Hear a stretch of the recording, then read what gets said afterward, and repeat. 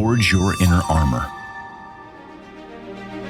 Welcome to the Inner Armor Podcast with Dr. Timothy Royer, where we explore ways to train our brains and bodies to become dynamically resilient so that we can all, from professional athletes to ordinary people, perform at our potential.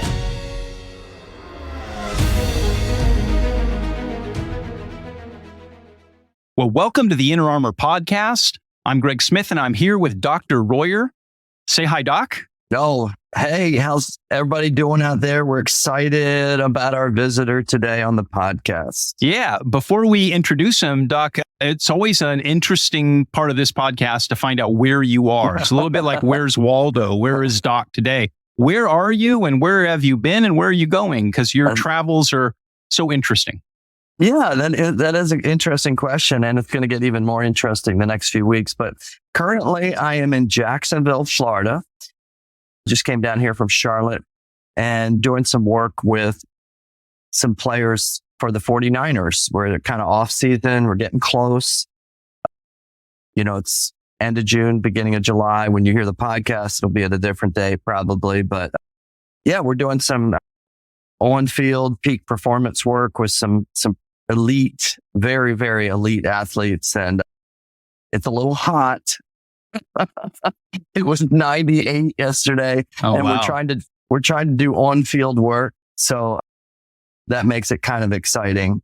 But we like that because it increases the stress, which pushes the system. So we do a lot of work training people kind of in the office, in the chair, but now it's where the rubber hits the road. We want to get out there. We like the fact that we're stressing the system, but also trying to keep the autonomic nervous system nice and balanced. So it's a perfect setting. I mean, 98 degrees is hot, but it's better than having to heat up a building to do it. So it's great, you know.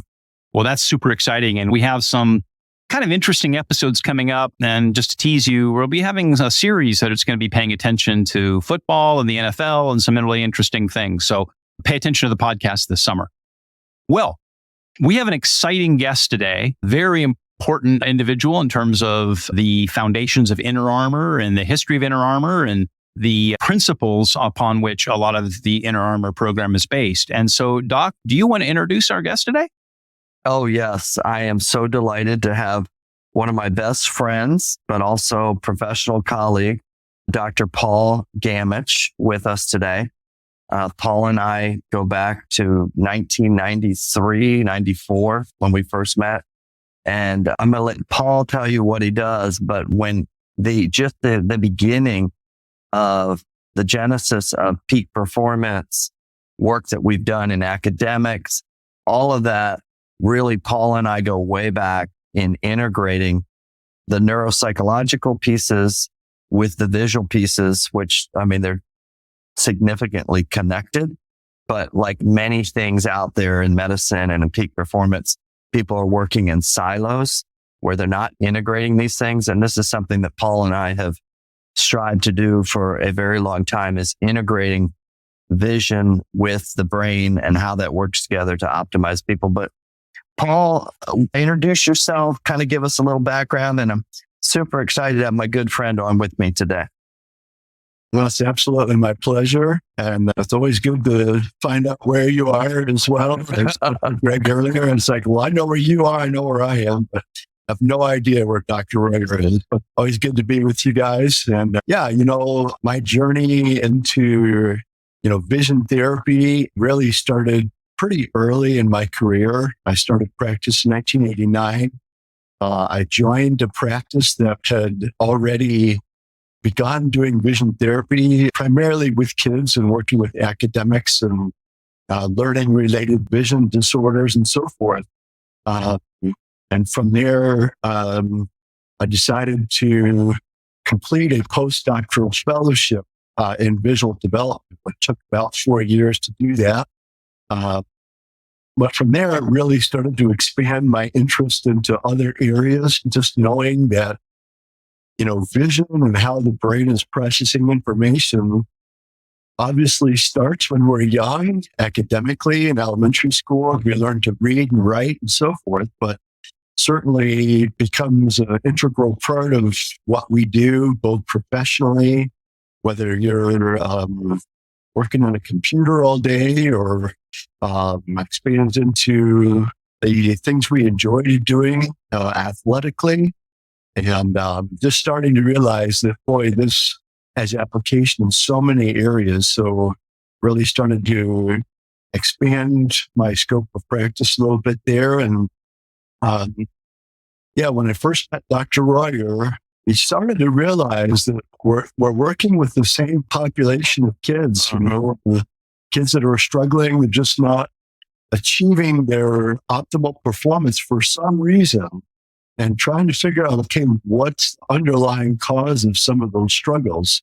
And so when he started realizing that what he's doing and what I'm doing, they really coincide very well together. And so that kind of began, I guess, our working relationship, our professional relationship, where we started working together and seeing what's the best way to combine what we're trying to accomplish vision-wise and certainly what the brain is doing. And so it's been an interesting journey, and it's my delight to be with you to talk further about that here this morning. Yeah, if our listeners could see all the different places that I've asked Dr. Gammage to go to assess people in the peak performance world and the limited time frame that I typically give him. Paul, we're doing it the NBA draft for the number 2 pick. I need you in Kansas City tomorrow. Can you please reschedule your day? Because this organization needs to know visually what's going on with this athlete. And I can't think of a time, Paul, in the last 20 years that you haven't found a way to either get to Orlando or Portland or LA or San Francisco or New York. I mean, it's just crazy how Paul will take these skills that are very unique to him, and when we apply them to sports, it has made, his information has made critical decisions that our users out there in the area of sports probably don't even realize, as far as whole organizations that are relying on the input that he gives us about vision in relation to an athlete. I think our first major athlete that we started working with was probably Chris Kamen back in 2006. And Paul was part of that run where we worked with Chris from a neuropsych standpoint, but also a visual standpoint. And by that year, he made the NBA All-Star team, which was a huge part of Chris doing a ton of work, but also the integration of the neuropsych side with the vision side. So let's kind of start with that, Paul. Can you kind of explain like why? I mean, it seems somewhat intuitive, but we'd like maybe a little deeper explanation why the eyes are so connected with the brain, and what this is all about with the eyes and the brain, and why it's important to see them as a team, the eyes with the brain versus just, well, here are my eyes here. I go see this person for my eyes. And then I see this person maybe for my brain if I'm an athlete or an executive or a high performer. Can you explain the connection with the two and how they're related? Yeah, absolutely.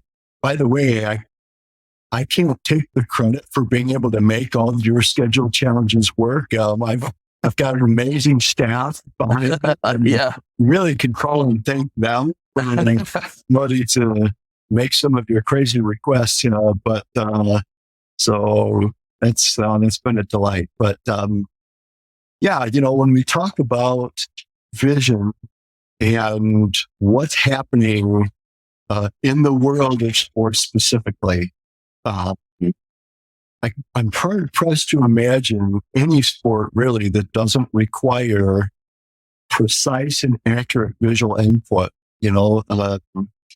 and of course, the level of that visual input, the speed of it increases as you go from, maybe little league, when you're a kid to, eventually working up to club teams and playing for a high school team and to college and then on to sports. At each level, that ratchets it up the amount of visual and, the skills needed to really work at your best at the optimal level. And so it's interesting as we start identifying where each person is individually as an athlete. It's always fun to just kind of watch and see what are these guys coming to the table with already? Because many times these guys have very good, guys or gals have very good visual skills already, with their level of progression through whatever sport they're specializing in. They come to the table with pretty good skills, but just about everybody, wherever they're at, we can make improvements from there, right?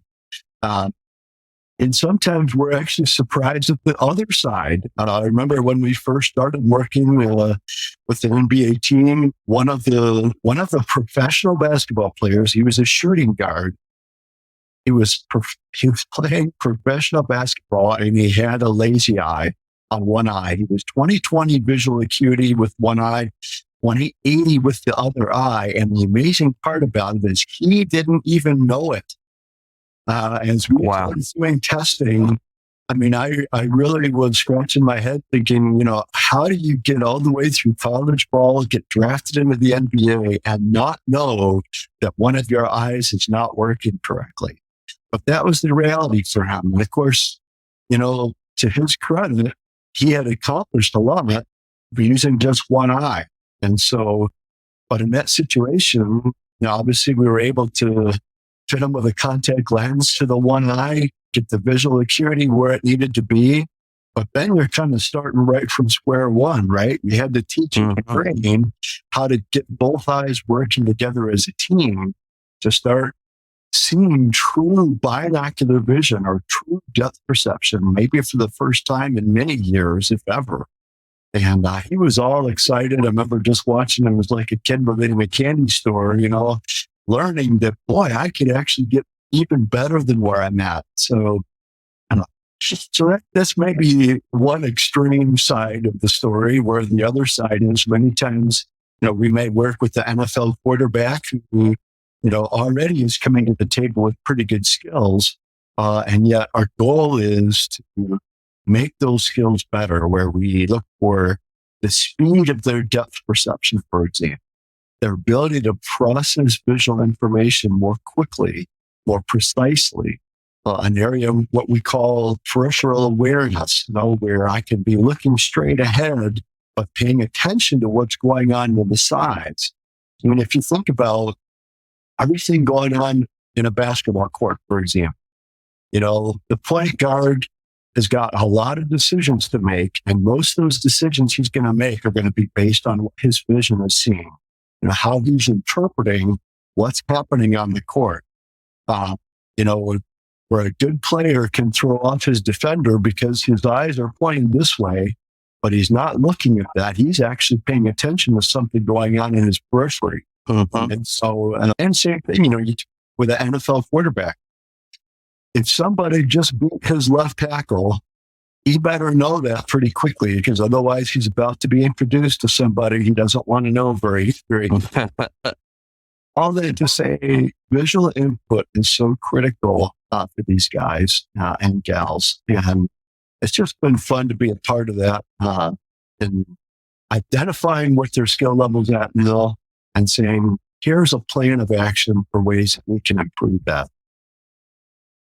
Yeah, I kind of make the statement sometimes to athletes, to coaches, to teams, to just people out there trying to function at their peak, that, we're only as fast physically as our visual speed is. And so what's really striking, like we just assessed last week, an entire Division I football team, 105 guys, right? And it never ceases to amaze me. Every single one of them has a different visual processing speed and a different, and we're going to get into this, level of convergence, divergence, their integration of their vision with other mental capacities. And we put the scatter graph up there on the screen for all the coaches. and they're just all over the map. And it just speaks to some guys have a different journey visually getting to where they get. This would be Division I football. Some it's very difficult. Some it's, very easy, maybe visually.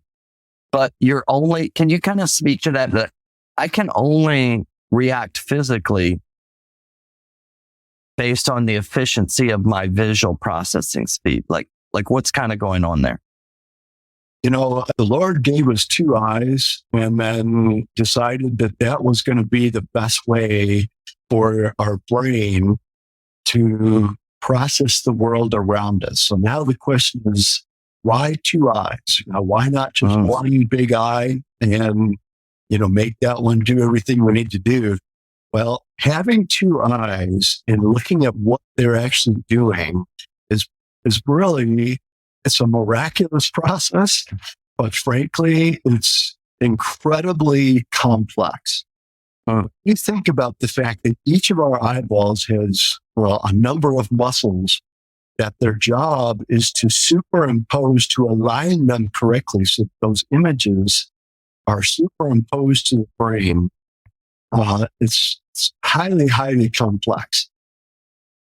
But any moment that one of those eyes is misaligned, even a brief second, that interrupts the stream of information that's going to your brain.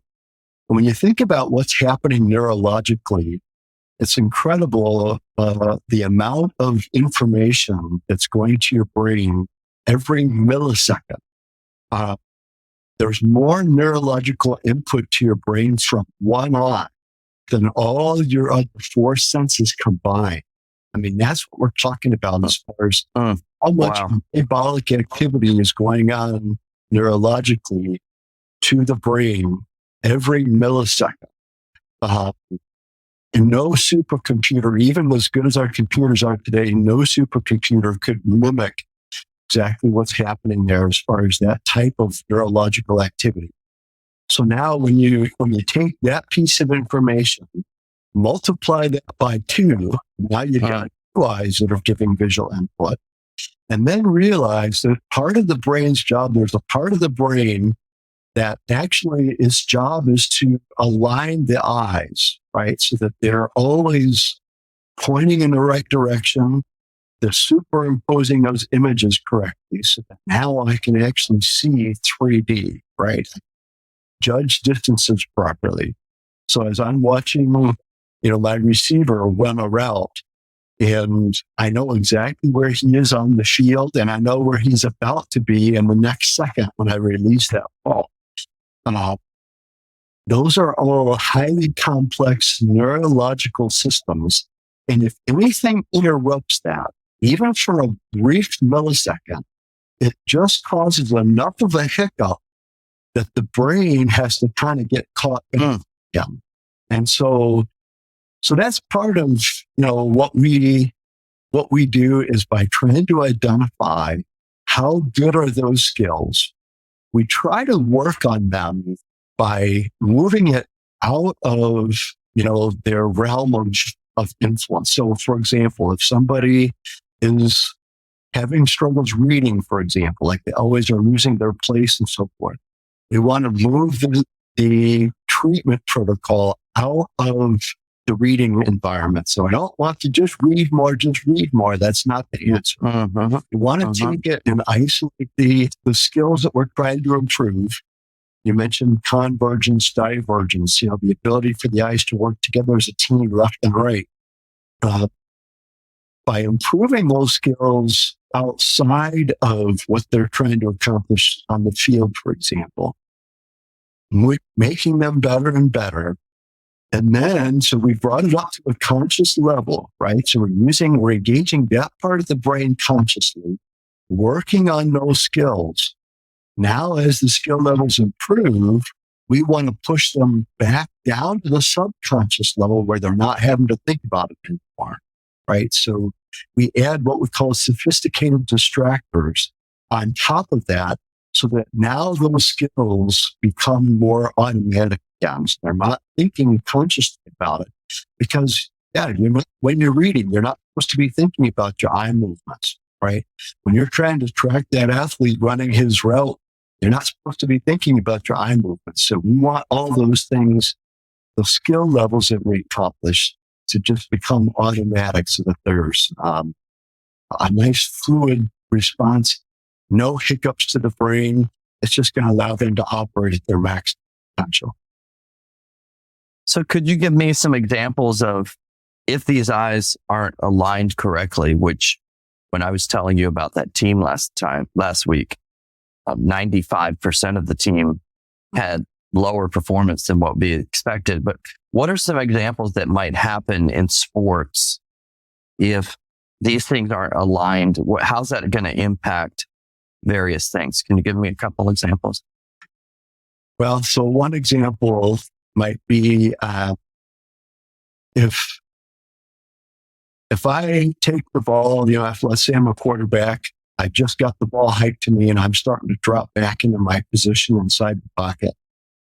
As I'm scanning the world around me, if there is an issue where my eye is not fully tracking together with the other eye, even for a brief second, what's actually happening is a brief double vision. Okay? Wow. It doesn't register to the brain as double vision necessarily. So it's not like he's seeing two of everything, but neurologically, that's actually what's happening. So any small disparity on the retina technically does create a double image to the brain. So now the brain has got to figure out what to do with that information. Mm-hmm. It's either got to figure out, do I just suppress it? Do I ignore it? Or I've got to figure out a way to get that information back on track so I'm not seeing a double image. And so, that brief moment of interruption is going to cause you to hesitate. So for an example, if I'm watching this receiver run his route and all of a sudden, just for a brief moment, something interrupts with my vision, my brain, which is supposed to be able to pay attention fully and wholly to where is that guy in space so that I can time my pass right on target. But just for a moment, my brain is having to think about something else that I'm not supposed to think about. And that kind of is where the tie-in with the visual input to what you're trying to accomplish with the brain's processing, staying in the calm but mentally focused area. Because what we just did is we just increased a little bit of stress, right? Because there's a little bit of a mismatch. The brain knows that there's not two receivers out there. He knows there's only one. But just for a moment, there was a little bit of mismatch where my brain saw something that wasn't quite on track. And we're breaking that down to a fraction of a second. But it's just enough when you get to that level of sports, there's just enough of a hiccup there, or a pause, if you will, that causes the timing to maybe be off just a little bit there. The other thing that's interesting is that any kind of stress to the brain collapses your attention. So we talk about that makes sense. Peripheral awareness. If I'm trying to pay attention to what's going on around me, but now something created stress to my brain, that attentive field collapses so that now I'm really only able to attend to things that are just right in front of me. The analogy I like to use that if someone were to throw a baseball right at you and it looks like it's going to hit your face, all of a sudden you're not paying attention to anything out to the side. You're now really focused on something that flies in that baseball. And figuring out, do I duck? Do I try to catch it? What do I do with that thing? So that's maybe a gross analogy of what we're talking about, but we're trying to minimize stress. And that's why I think that our teamwork strategy has worked so well of trying to optimize the brain's processing skills has helped a lot because we don't want the visual attentive fields to start collapsing. When you're trying to figure out, am I at risk? Did somebody beat one of my tackles here? And same thing in a basketball court. Where's the guy that I'm trying to get the ball to? Where is he? And is he being guarded too heavily and so forth?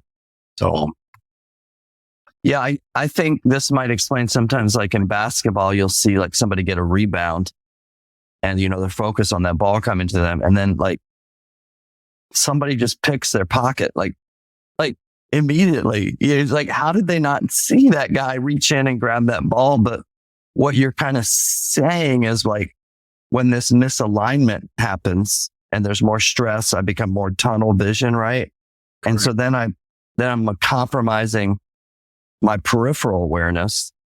Does this also affect like how well you're going to perceive depth and that kind of thing? I know you can still have depth out of one eye, but how does that like misalignment impact my depth, like my acuity of that? yeah. So depth perception, if you think of binocular vision, right? We all know how binoculars work. Like if you're trying to look at something real far away, how critical is the alignment of those binoculars for it to work, right? Even if it's off a half an inch, it's just like, something just not working, right? But once you finally get it aligned, it's like, oh, there we go. Now I can see the way these are supposed to work. It's maybe a good example of what we're talking about, because even if there's a slight misalignment with the eyes, that is going to impact your brain's ability to use the eyes together as a team. And again, we all do this without even thinking. It's automatic. And you can learn to see depth with one eye. It's just not the optimal way to do that. Now, we know a guy who played professional ball in Europe that only had one eye. I mean, and he was actually really good at throwing at free throws. If you remember the guy we're talking about, but he's just amazing because he learned how to do it with one eye. But when you put him in a dynamic situation where he's moving, he wasn't quite as good at that because he did not have the advantage of both eyes helping him judge distances. So yeah, whenever there's any misalignment, or the other thing that can do that is if there's a disparity in visual acuity, right? So you discovered this player I first mentioned, the NBA, where one eye was clear and the other eye was not clear. He was at a distinct disadvantage because both eyes were not giving equal input, which is really what's required to judge distances properly. Yeah, I mean, I think you talking about that guy that we work with, I actually knew him in college. Yeah. He said, "Hey, Tim," I wasn't Doc back then, I was Tim. He said, "Hey, let's go up and let's shoot some free throws." And I'm like, "Okay." He said, "I want to see how many I can make in a row." He proceeded to make 196 free throws in a row, which was I've never seen anything like that. I mean, it's just, and I was tired just rebounding for him, right? But the thing that was interesting, I mean, he was amazing. When you watched him play, you would notice how much his body would have to pivot, like his trunk and his shoulders were just strikingly different in the flow when he was working the court. Like it was almost like his body was having to pivot more and turn it. I remember just watching him turn his head a lot. And it was like, man, that guy moves his head a lot. Well, I think what was going on there, right? Well, it's like because he didn't have the other eye, he had to rely on all the other muscle movements. And I assume that's going to affect speed, right? Like how quickly. No question. I mean, there are binocular clues to depth. For example, right now as I'm looking at you, the speaker is blocking part of my screen. So I know by experience, that means the speaker is closer to me than the screen, right? You'll have the same thing when you're driving a car. Hey, that telephone pole right there is blocking the building, which must mean that the telephone pole is closer to me than the building. So you can get those binocular clues to depth there. And everybody has that same advantage. The challenge comes in is when I'm driving at night, for example, and all I have is a set of taillights in front of me. I don't have all those other clues to depth. So I can't see telephone poles. It's too dark. So now I'm driving, I'm trying to determine how far is that car away from me. That's a pure depth perception task. Now I need both eyes working together in order to judge that distance properly. And so when we talk about athletics, when I'm sitting at the free throw line, I can tell a little bit on my binocular clues. That's why this guy was so good at throwing free throws. He knew part of the rim is blocking part of the backboard, which means that rim was closer to me than the backboard. And then by experience, and of course he had to practice, right? He did a lot of practices in that. He figured out how to determine exactly how far away the front of that rim was from him. But there you go. Now, when you set it up, you can't do that so effectively in every position on the court, in every situation when you're moving. And so that requires pure depth perception, which is where he had a slight disadvantage. He'd beat either one of us in basketball. Yeah, definitely. He had pretty amazing skills, but that's why he was so much better from the free throw line than he was when you put him out and move in other situations. So a lot of times, when we talk about vision in sports, everybody immediately, you have an eye chart behind you. The audience can't see this, but Dr. Gammage has this eye chart behind him. But when I think of vision before you came into my life, I just think of I can see, like the eye chart. And I think when we think of an athlete, it's like an on-off switch where it's like you can see or you can't see, right? Like I'm 20/20 or I'm this or that. But what you're talking about is a total different area besides just seeing. It's like this muscle component. Like I have muscles in my legs that I work out and I do squats, and I have muscles all these athletes are working out in gyms. That's where they're living, right? In these gyms, to get strong and coordinated. Because you've kind of explained this to me. This isn't about strength as much as coordination, right? Can you kind of tease that out? And we want our listeners to see, just because an athlete can see an eye chart, which is static, that's not what we're talking about here. We're saying we tested 200 golfers in the winter. Every golfer had a different capacity of their convergence or divergence, which has to do with how the eyes were moving. So can you explain this difference between strength and coordination in the eyes? Yeah, that's a great question, because a lot of times when we think about doing vision therapy or eye exercises, people think the concept is I'm just trying to make my eye muscles stronger. And that's really not the case. The muscles that move the eyes are more than strong enough to handle the demand that we're asking to do. The issue, however, is the coordination of those muscles together as a team. And when you start breaking it down, the deeper you go down that rabbit hole, the more amazing the process gets. It's truly miraculous the way that we see the way we do, because there are muscles that focus the image so that the image is clear. There are muscles that align the eyes so that they're superimposed and working together. And so the good analogy is when you take piano lessons, you're not learning to strengthen those muscles. You're learning how to get a muscle coordination skill that works better. As you're looking at a note on a page, your brain is trying to figure out how to coordinate what it's seeing visually to what it has to respond to with motor stuff. So it's got to figure out how to move that one finger to the note that it's supposed to correspond to. So the coordination that we're looking for with vision therapy has to do with getting those muscles working together more efficiently so that you don't have that interruption, where the eye not aligning properly. It's more of a muscle coordination. And really, ultimately, what we're talking about is neurological input. The muscles are trying to support what the nerves are doing. Nerves are sending input to the brain, and the brain's job is to interpret that visual information. So the muscles are just trying to be supportive. They're trying to align this amazing complex organ called the eyeball. They're trying to align it such input that's going neurologically to your brain is accurate, it's efficient, and it's fast. Wow. How many, what kind of number of muscles are we talking about in there? Like, is this a couple muscles? Is this whatever?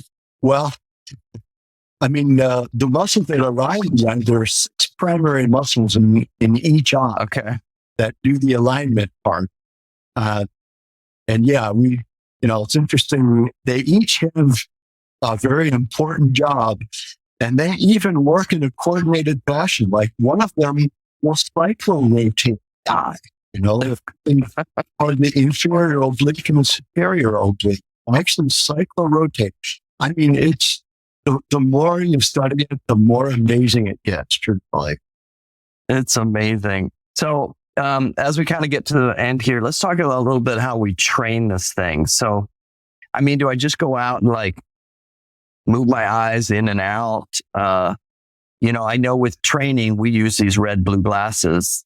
And can you explain to the user why we're having to use something that is kind of keeping the eye from going into this misalignment? Because I can't just go out and look at things and move my, fix this thing. There has to be a process where the brain figures that out. Can you explain that a little bit? Yeah. So the whole concept with the red and blue glasses is to isolate each eye individually so that now we can tell the brain and teach the brain, here's what I want you to do with each of those isolated images. I want you to move them in this direction. Like I want your eyes to converge properly, or I want them to diverge properly. So it's a way that we can move the eyes into maybe an unnatural position, where we're isolated, where one would see a red image, one would see a blue image, and teach the brain in order for those 2 images to stay isolated and superimposed. What I want you to do is to converge, or I want you to diverge, or I want you to move together left or right. So it's a way, like I was describing earlier, where we can move outside of a normal environment, work on a skill, improve that skill. And then when you get really good at it, when you've reached certain goals, now we want to make those skills so normal and automatic that you don't even think about that you're doing it anymore. So we add these sophisticated distractors, things that would require a higher level of cognitive thought, so that now the things that you were working on are no longer in your cognitive thoughts. They're all subconscious, right? Fantastic. That is so cool that when you introduce that technology to me, that we could actually strengthen this. And there's a lot of players we've worked with, executives. Kirk Cousins talks about it a lot. He's done vision all the way back to pre-draft days, and how impactful it's had on his life and so many other people. The eyes are amazing. It's so cool to just have an opportunity to work with these amazing things. And thank you for everything that you've taught me along the way about the eyes, that I would have never used. I would have just stayed on the brain, but now I realize in order to understand the brain and how it's going to work, I got to understand how the eyes work. So thanks. Absolutely. My pleasure. So Dr. Gammage, as I'm listening to this fascinating conversation, one of the takeaways that I'm getting for our listeners is that when there is a lack of visual coordination, that all doesn't always look like a lack of visual coordination to the layperson. In other words, you would think that the guy would miss free throws, but the guy made 196 free throws. But it does manifest sometimes as a lack of speed, slowing down, a lack of full body coordination, because what we do is compensate. There's compensatory behaviors. So when the eyes aren't coordinated or working quite right, a lot of times we compensate, and those compensations are like symptoms that you can spot So the guy might, throw darts into the bullseye all day long, but he's moving his body and he does it really slowly. So for those listeners who are out there wondering, do I have a visual acuity issue or a visual coordination issue? A lot of times it may not look like what you think it looks like, which is why you need to go to forgeinnerarmor.com and learn more about getting an assessment about your precision and your power and your focus. And we look forward to Dr. Gammage staying with us for the next episode, where we're going to explore more about the amazing gift that our eyes are and how necessary they are in all aspects of life. This has been the Inner Armor Podcast. You can find it wherever you get your podcasts. Would you please follow or subscribe, and make sure to leave us a review or comment. You can learn more about Inner Armor, Dr. Royer, and how to perform at your potential by going to forgeinnerarmor.com.